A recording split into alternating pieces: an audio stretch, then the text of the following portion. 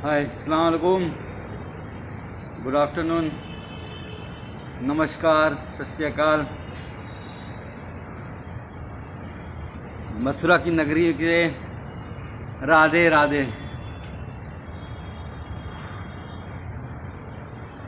8 महीने का torture.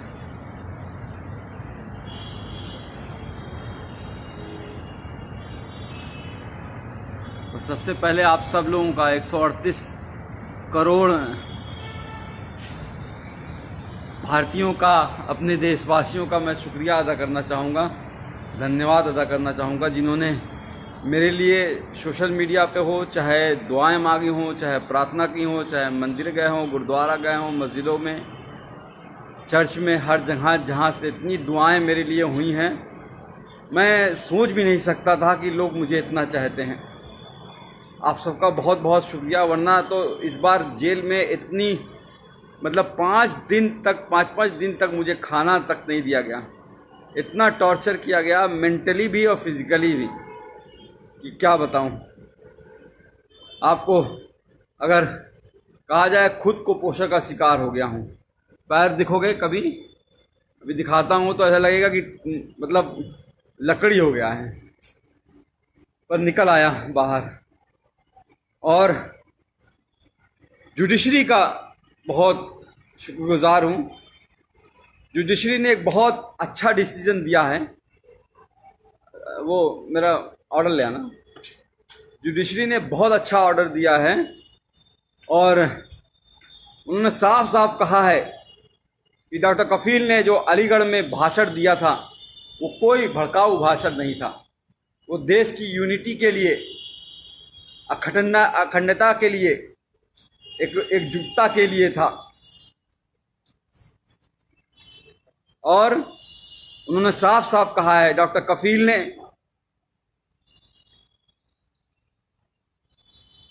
Health पे बात की है, एम्प्लॉयमेंट पे बात की है, एजुकेशन पे बात की है, रोटी कपड़ा मकान पे बात की है। हाँ, ज़रूर एनटीसीए के खिलाफ बोला है, एनआरसी के खिलाफ बोला है, पर यह भी कहा है कि जो भी प्रोटेस्ट हो, गांधी जी के अहिंसा के, सद्भावना के साथ होना चाहिए। कोई हिंसा नहीं होनी चाहिए। सबसे भाई मिलकर, भाईचारे के साथ मिलकर सबको साथ आना चाहिए। फिर भी उसके बाद जिस तरह से मुझे टॉर्चर किया गया, मुंबई एयरपोर्ट से पकड़ के 48 घंटे तक इंटरोगेट किया गया। एसटीएफ की टीम ने ऐसे ऐसे सवाल पूछे, अरे आपने तो कोई पाउडर बना लिया है जिससे करोड़ों इंडियन मर जाएंगे। मैंने कहा, भैया मैं डॉक्टर हूँ बच्चों का, मैं कहाँ से पाउडर बना लूँगा। कोरोना की बात कर रहे हैं क्या? तो आप चाइना से पूछिए। आप सरकार गिरा रहना चाहते हैं, हमारे पास फ़ोन रिकॉर्डिंग, हमने कहा लाइए सुना दीजिए, एक भी सबूत आपके पास हो तो। मैं कोई पॉलिटिशियन तो हूँ नहीं। आप जापान गए थे, मैंने कहा हाँ, पाकिस्तान क्यों नहीं बोल दिया? अरे जापान कैसे, इंडिया से बाहर कैसे जा सकता हूं जब पासपोर्ट मेरा जुडिशरी के पास जमा है। तो एक तरह से बहुत टॉर्चर किया। फिर जेल में रह के, जेल में ऐसी जहां रखा जहां पे 150 कैदी थे। वो 9 महीने का बीआरडी ऑक्सीजन ट्रेजिडी के बाद जो 9 महीने का दर्द था, उसको उससे ज्यादा, उससे कई गुना, हजारों गुना ज्यादा। पतली पानी की तरह दाल, कच्ची रोटियां, वही सुबह शाम खाना है। जीना था। उम्मीद थी कि आप लोगों से दोबारा मिल सकूंगा, मुखातिब हो सकूंगा, आप लोगों से बात कर सकूंगा, और आप सबकी दुआएं काम आई। आज आपके साथ हूं फिर से दोबारा।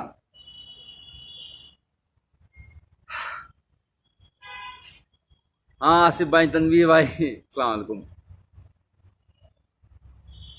मथुरा की नगरी, कृष्ण जी की पवित्र नगरी में रह के बहुत कुछ सीखा कि किस तरह से भगवान कृष्ण ने कहा है कि कभी भी किसी को धोखा नहीं देना, अपना दिल साफ रखना, यही धर्म होता है। और हम लोग रामायण देखते थे 9 बजे से 10 बजे तक, हर रोज आता था, लॉकडाउन के टाइम भी। तो उसमें भी जो उत्तर रामायण में महर्षि वाल्मीकि जी ने श्री रामचंद्र जी को जब एक बात कही थी, जब उन्होंने धनुष उठा लिया श्री लव कुश के खिलाफ ही, तो उन्होंने कहा था कि राजा का धर्म राजधर्म होता है, राजहट नहीं। पर यहां तो राजा मेरा बाल हट पे आ गया। बच्चों की जान बचाने की कितनी बड़ी सजा दोगे भाई? क्या बच्चों को जान बचाना इतना बड़ा गुनाह हो गया था? सारी लोग फोन कर रहे हैं, फोन नहीं कीजिए कोई भाई, मैं कुछ देर बात कर लूँ, बहुत दिनों बाद, 8 महीने बाद आपसे। राकेश चौधरी साहब शुक्रिया, वैभव पाठक थैंक यू यार, थैंक यू। इरफान खान साहब इस्लाम, आई लव यू टू। तो मैं ये कह रहा था कि महर्षि वाल्मीकि जी ने श्री रामचंद्र जी से कहा कि बाल हट मत करो। इस तरह से प्रताड़ना देना, 9 महीने उस वक्त जेल रखना, फिर बहराइच वाले कांड में भी 2 महीने जेल रखना, फिर 8 महीने इतना टॉर्चर कराना। जेल में बार बार सिर्फ यही कहा जा रहा था कि तुम उन 70 बच्चों की बात नहीं करोगे, जो 70 बच्चे ऑक्सीजन की कमी से मर गए हैं, उनकी कभी बात नहीं करोगे, उनको भूल जाओ। कैसे भूल जाऊं? अपने सामने मरते हुए उनको देखा है। कोरोना के टाइम जब इस भारत में, इंडिया में कोरोना ने एंट्री नहीं की थी, 27 जनवरी को मैंने वीडियो डाला था कोरोना पे लेके, और उस वक्त मैंने साफ साफ कहा, बताया था क्या करना है, क्या नहीं करना है, कैसे इससे बचना है। और 30 जनवरी को पहला केस इंडिया में आया। मैंने माननीय प्रधानमंत्री नरेंद्र मोदी जी को 19 मार्च को ही एक लेटर जेल से सुप्रिंटेंडेंट जी के द्वारा भिजवाया, और उसमें साफ कहा कि हम कम्युनिटी ट्रांसमिशन से बच नहीं सकते, हमारा भारत देश ऐसा है। क्योंकि मैंने पूरा भारत घूमा है, कितनी गरीबी है, एक एक घर में 4-4 लोग कैसे रहते हैं, एक पूरी झुग्गी झोपड़ी बस्ती होती है, हजारों लोग उसी में रहते हैं। जैदू भाई जी, तो उसमें रहते हैं, वो कैसे रहते हैं, वो कैसे दूरी, 2 गज की दूरी रहो, कह देना आसान होता है, पर वो इतना आसान नहीं है गरीबों के लिए। कितने माइग्रेंट बेचारे चलते चलते मर गए, ट्रेनों में दब गए। गरीबी कितनी है, आज क्या हालत हो गई है हमारे देश की। कोरोना वायरस इस तरह से फैल चुका है कि हम दुनिया के दूसरे नंबर पे पहुंचने वाले हैं, ब्राजील को भी छोड़ देंगे। श्री नरेंद्र मोदी जी के दोस्त ट्रंप साहब, और ये इंडिया फर्स्ट और सेकंड नंबर पे रह गया है। 48 लाख कोरोना वायरस केस हो चुके हैं और 60,000 से ज्यादा मौतें हो चुकी हैं। बहुत कुछ करना चाहता था इस कोरोना वायरस के लिए, 8 महीने में शायद बहुत कुछ कर सकता था, पर करने नहीं दिया गया। जेल में जानबूझ के मुझे इस तरह से रखा गया कि मतलब समझ लीजिए कि टॉयलेट करने के लिए आधे घंटे के लिए लाइन लगानी पड़ती थी, नहाने के लिए आधे घंटे के लिए लाइन लगानी पड़ती थी। गर्मी इतनी हो जाती थी कि कपड़ा पहन के, पूरा नहा के, पूरा बिस्तर बिछा के, बिस्तर को भी भिगा देता था, तब जाके लेटता था। और वो 150 लोग, 534 लोगों की रहने की जगह है वो, लेकिन 1600 कैदी थे। अब बताइए वहां पे कैसे सोशल डिस्टेंसिंग हो जाएगी? वो ख्वाब था। लोगों की सांसें, लोगों की बदबुआं, लोगों की मतलब पेशाब की महक, और एक टॉयलेट होता था, 150 लोगों के बीच एक टॉयलेट। किस तरह से जिंदगी गुजरी है। और एक बात बता दूं, सिर्फ मैं नहीं सफर किया हूं, पूरी फैमिली को हरास किया है। पूरी फैमिली को जिस तरह से प्रताड़ित किया गया है उसका कोई बयान नहीं है। गोपाल दीक्षित जी, शेखर जी, मैं यस कर रहा हूं अपनी सेहत, अब तो कुछ बनाऊंगा। वहां तो पतली दाल से जिंदगी बस चलानी थी। तो मेरा बच्चा जो 11 महीने का था, जब चल नहीं पाता था तो उसे छोड़ गया था। आज चलता है, दौड़ता है, बोलता है। पिछली बार भी जब बीआरडी में 70 बच्चे मरे थे और उस वक्त भी बिना बात के झूठ केस में फंसा के जेल भेज दिया गया। और जब 9 महीने बाद हाई कोर्ट ने कहा कि अरे डॉक्टर कफील की कोई गलती नहीं थी, इंक्वायरी रिपोर्ट में आ गया अरे डॉक्टर कफील की कोई गलती नहीं थी, तो भी जब बाहर आया तो मैंने अपनी बच्ची को चलते हुए देखा। उस वक्त भी अपनी बच्ची जब वो को छोड़ के गया था तब भी वो 11 महीने की थी, चल नहीं पा रही थी और बड़ी हो गई थी। आज मेरे दोनों ही बच्चे, मेरे ही दोनों बच्चे, मैं खुद अपना बाप होके, मैंने दोनों बच्चे, मुझे बाप पापा का मतलब नहीं समझते हैं, अब्बूजान का मतलब नहीं समझ पाते हैं, पिताजी का मतलब नहीं समझ पाते हैं। ये दर्द है। मेरी माँ 65 साल की बूढ़ी होके हाई कोर्ट और सुप्रीम कोर्ट के चक्कर लगाती रही, तब जाके ये जीत हुई है। और जुडिशरी ने इतना अच्छा ऑर्डर किया है। एक बात और करा दूं, एसटीएफ का शुक्रगुजार हूं कि उन्होंने मुंबई से मथुरा लाते वक्त मेरा इनकाउंटर नहीं कर दिया विकास दुबे की तरह, वरना तो शायद वो मुझे मार ही देते। लोगों की आवाज़ को दबाना ही इनका काम है। बहरहाल ऑर्डर आपको पढ़ के सुनाना चाहूँगा। इतना अच्छा ऑर्डर गोविंद माथुर साहब ने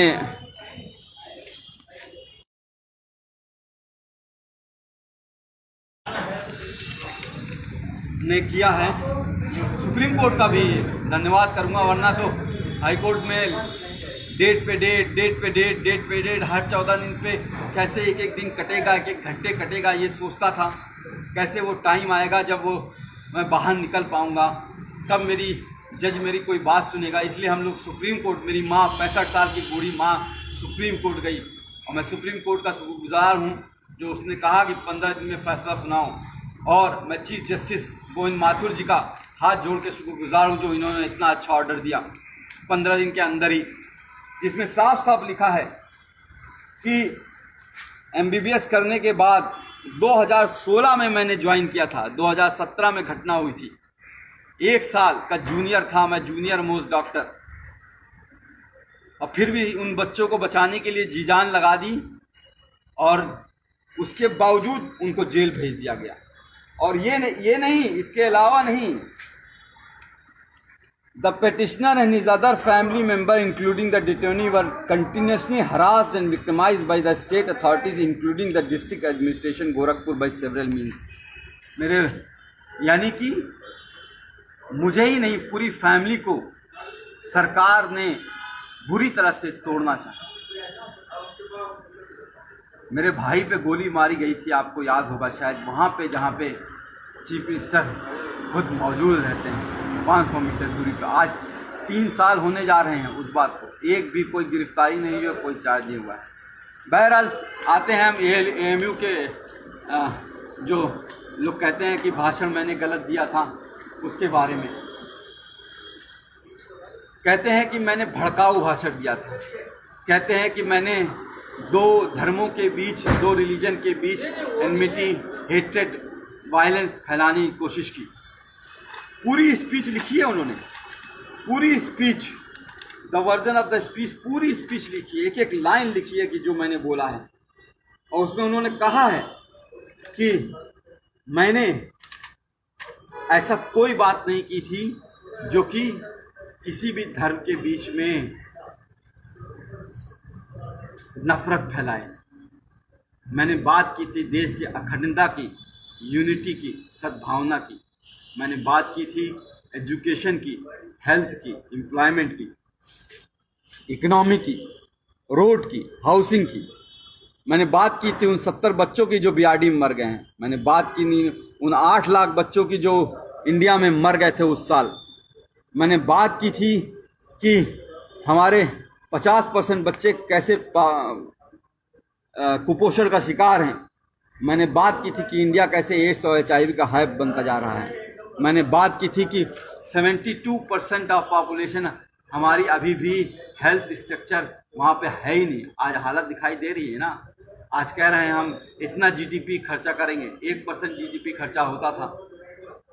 एक गरीब को इलाज नहीं मिलता है और मर जाता है तो बेचारे कंधे पे लाद के लेके चले जाते हैं। उसके लिए लड़ा था, कैंप किया, पूरा इंडिया घूमा, 103 कैंप किए, 50,000 बच्चों को देखे, मुफ्त में दवाइयाँ दी। अकेले नहीं किया, बहुत से डॉक्टर्स, बहुत से लोग मेरे साथ शामिल थे, बहुत लोगों ने साथ दिया। पर हुआ क्या, उसको भी दबा दिया गया। इस कोरोना टाइम के मैं जब रियली काम कर सकता था, शायद कोई नई दवा खोज सकता था कोरोना के खिलाफ, शायद कोई नई वैक्सीन खोज सकता था, टीका खोज सकता था, उस वक्त जेल में डाला। बहरहाल बाहर आ गया हूँ, कोशिश करूँगा और फिर से मुख्यमंत्री योगी आदित्यनाथ जी से निवेदन करूँगा कि मुझे नौकरी पे वापस ले लें।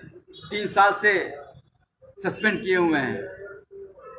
कैसे ज़िंदगी चल रही है, कैसे फाइनेंशियल कंडीशन है, आपको बता नहीं सकता। सुप्रीम कोर्ट और हाई कोर्ट की फीस कैसे भरी गई है, बता नहीं सकता।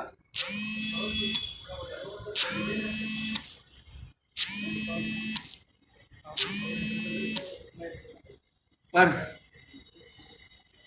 लड़ा, कहते हैं ना इस जुल्म की दौर में जुबां, कहते हैं ना कि इस जुल्म के दौर में जुबां खोलेगा कौन। अगर हम भी चुप रहेंगे तो बोलेगा कौन। तो बोलना ज़रूरी है, किसी न किसी को कुर्बानी देनी होगी और शायद ऊपर वाले ने मुझे चुना है। बहरहाल बाहर आ गया हूँ, कोशिश करूँगा कि सबसे पहले बिहार, असम, केरल, कर्नाटका, तमिलनाडु, जहाँ पे बाढ़ आई हुई है, बाढ़ से तो एक बहुत बड़ा नुकसान होता है। घर डूब जाते हैं, घर टूट जाते हैं, लोग बिखर जाते हैं। लेकिन सबसे ज़्यादा नुकसान तब होता है जब बाढ़ का पानी चला जाता है।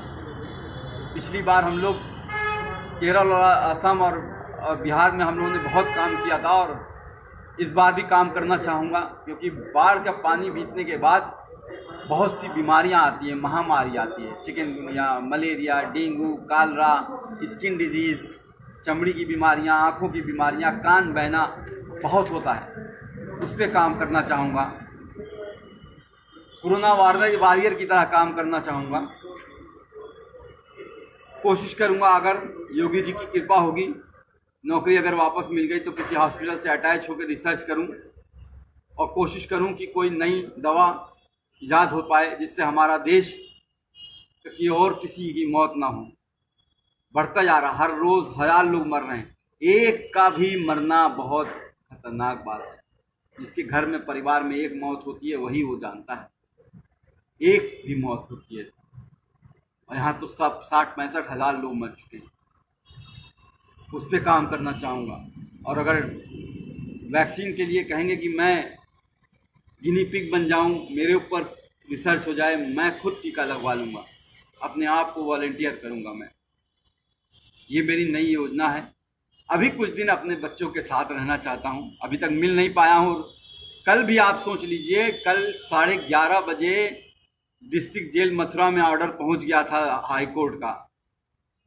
डीएम अलीगढ़ को हाई कोर्ट का ऑर्डर मिल गया था, लेकिन फिर भी 12 घंटे तक ये लोग यही कोशिश करते रहे कि किसी तरह से कोई और केस में फंसा दें। जैसे इन्होंने पिछली बार अलीगढ़ में जब मुझे गिरफ्तार किया था मुंबई से, तो जब मुझे बेल 10 फरवरी को मिल गई थी तो 4 दिन तक कोर्ट के आदेश के 2-2 बार आदेश के बावजूद छोड़ा नहीं मुझे। इलीगली मुझे डिटेन करके रखा और फिर एनएसए लगा दी। एनएसए मतलब नेशनल सिक्योरिटी एक्ट। मैं टेररिस्ट हूँ क्या? दाढ़ी ये जो बढ़ जाती है, जेल में बढ़ जाती है। आज तक कभी आपने सुना है मैं किसी हिंदू, मुस्लिम, सिख, ईसाई या किसी में धर्म के भेदभाव में करता हूँ? 50,000 जो बच्चों को देखा, पूछा कोई कौन गरीब है, कौन अमीर है, कौन किस जाति का है, कौन किस धर्म का है? उस पर इल्ज़ाम लगाओगे? इल्ज़ाम वो लगाते हैं जिनका खुद का दिमाग गंदा होता है, जो भरा होता है गंदगी से, वो दिमाग वो लगाते हैं।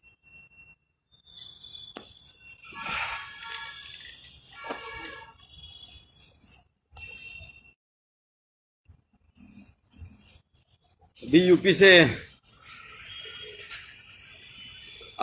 से घर नहीं गया हूँ, गोरखपुर नहीं गया हूँ, क्योंकि लोग कह रहे हैं कि सरकार अब भी किसी न किसी केस में फंसाने की कोशिश कर रही है। फिर से कुछ कर दें या इनकाउंटर कर दें, मरवा दें। हो सकता हो आपके बीच में ना रह पाऊँ, हो सकता हो ये हमारी और आपकी आखिरी मुलाकात हो।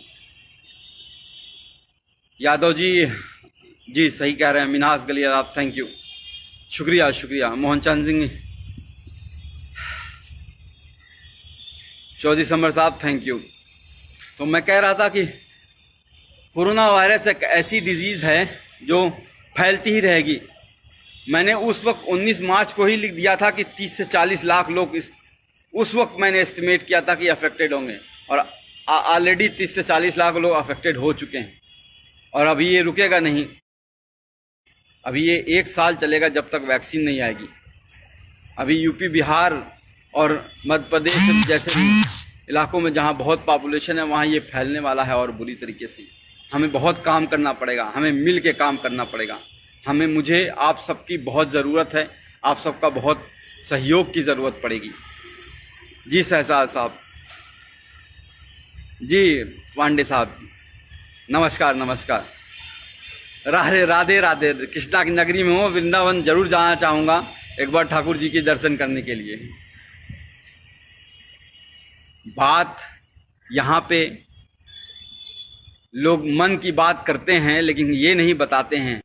अब आप देख लीजिए, हम लोग तो टीवी पे देख रहे हैं, पिछले 3 महीने से सुशांत सिंह राजपूत को ही सुने जा रहे हैं।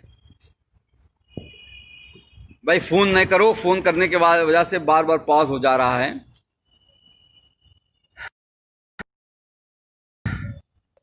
सुशांत सिंह राजपूत की 3 महीने से लगातार टीवी पे बात किए जा रहे हैं, मन की बात,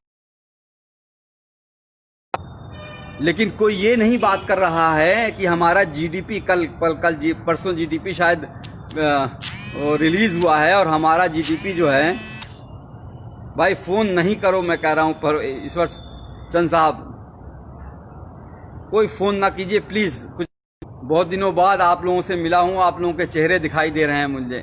शमसुल मलिक साहब, नूर खान, रेहान खान साहब, आदित्य राज साहब, आफ्ताब, तो आप सबसे बात करना चाहूँगा, फ़ोन ना करें। तो मैं कह रहा था कि जो मेन बातें हैं टीवी पे डिबेट जो होती है वो नहीं हो रही है। शायद कुछ टीवी, एनडीटीवी है, या आपका मिरर नाउ है, टाइम्स नाउ है, या फिर इंडिया टुडे है, इस सब पे हो रही होगी।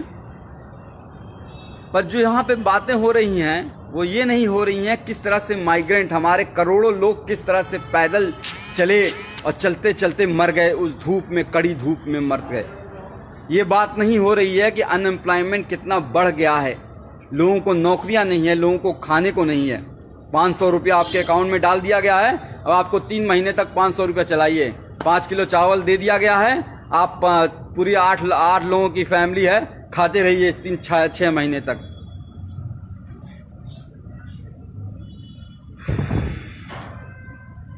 बात जो है रियल इशू पे होगी ही नहीं, एजुकेशन पे होगी ही नहीं, एम्प्लॉयमेंट पे होगी ही नहीं, हेल्थ पे होगी ही नहीं।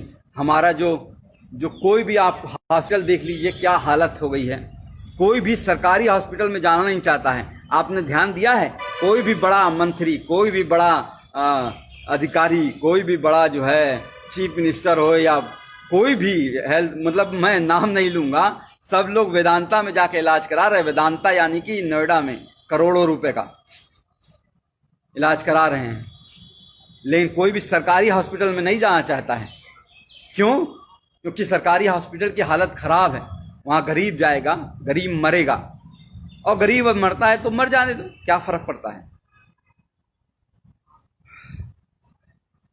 तो जो लोग ये सोचते हैं कि बार बार जेल में डाल के, मार के, पीट के, तोड़ के, यहाँ मारो, यहाँ मारो, यहाँ मारो, उल्टा पटला रात को डंडे से मारो, गान लाल कर दो एकदम पूरी तरह से, पैर पे मारो, करते रहो तो ये एकदम तोड़ दो इसको, तो वो शायद नहीं जानते हैं कि एक बात सिखाई गई थी कि डरना नहीं है। आई वोंट बेंड, मैं झुकूंगा नहीं। डरना आता नहीं हमें, चाहे जितना भी डरा लो। हर बार एक नई ताकत से उठेंगे, चाहे जितना भी झुका लो।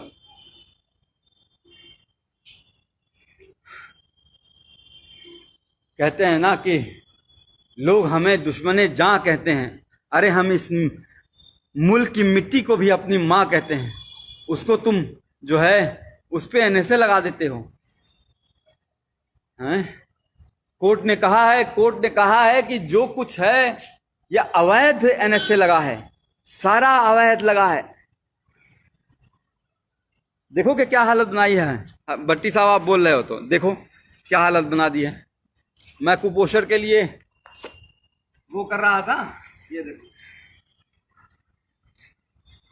ये टांगे हैं मेरी, ये हाथ है। खाना जो है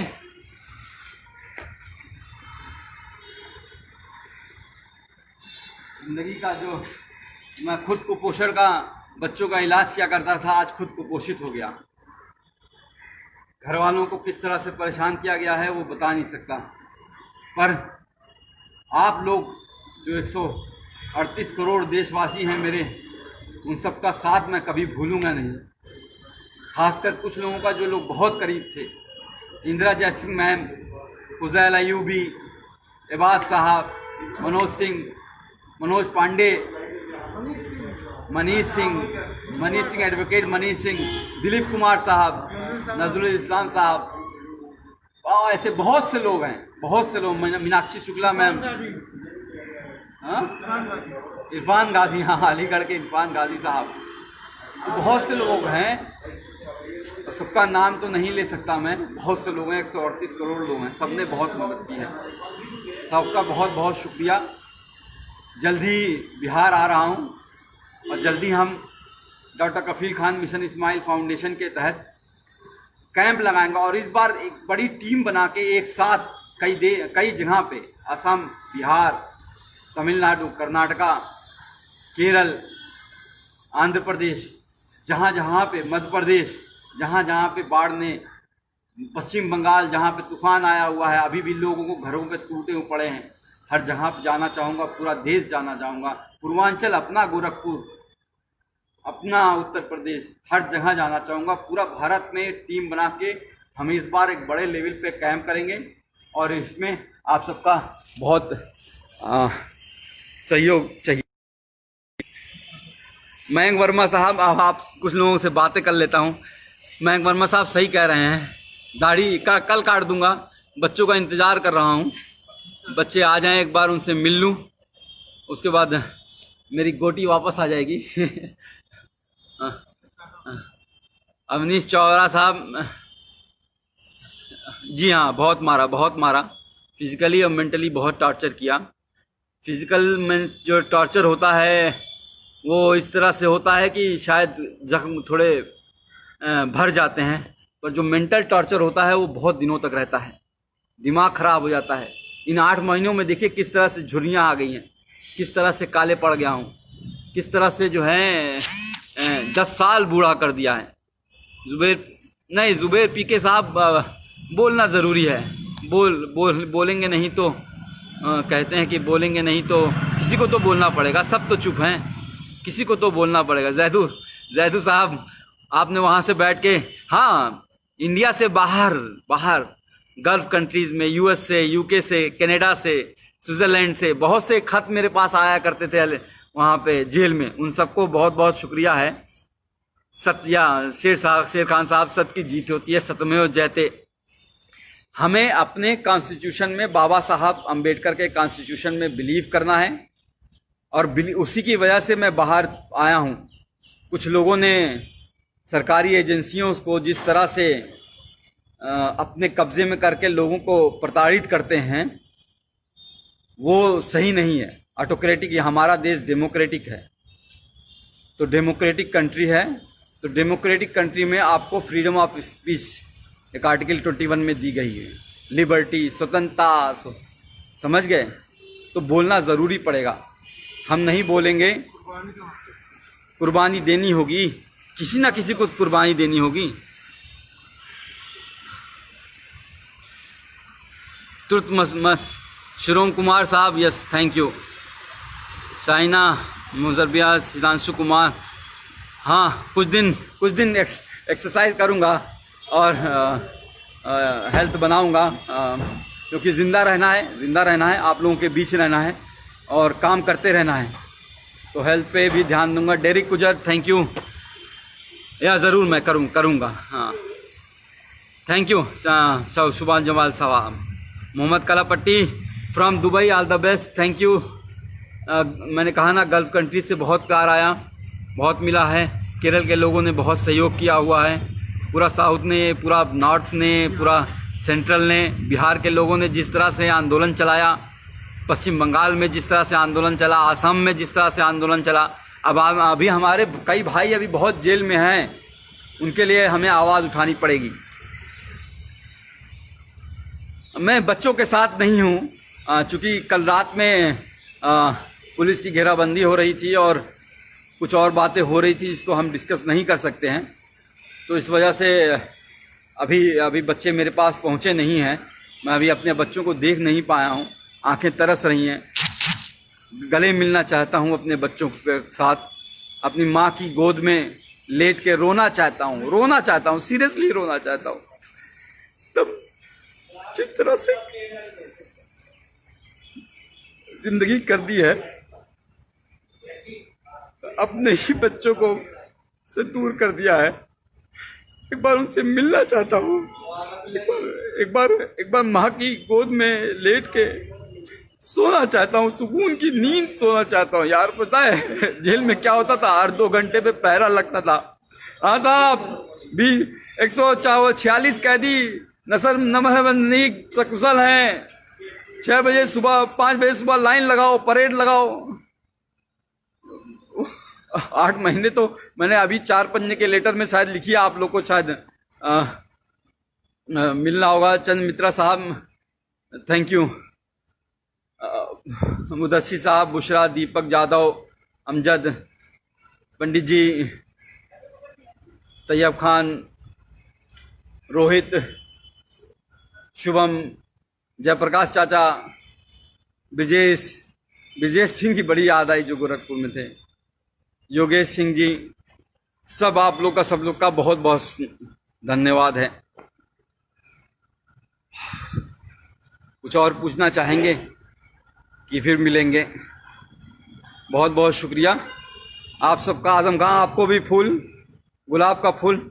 आप एक बात लास्ट में बस यही कहना चाहूँगा कि आप सबकी वजह से ही, आप सबकी, मेरी फैमिली तो दौड़ी ही, मेरी माँ, बूढ़ी माँ, लोअर कोर्ट से लेके, मतलब अलीगढ़ कोर्ट से लेके इलाहाबाद कोर्ट और फिर दिल्ली, इस कोरोना वायरस के टाइम में 65 साल की उम्र में घूम रही थी, एक वकील के पास से दूसरे वकील के पास, पैर पकड़ के रो रही थी कि किस तरह से मैं बाहर आ जाऊं।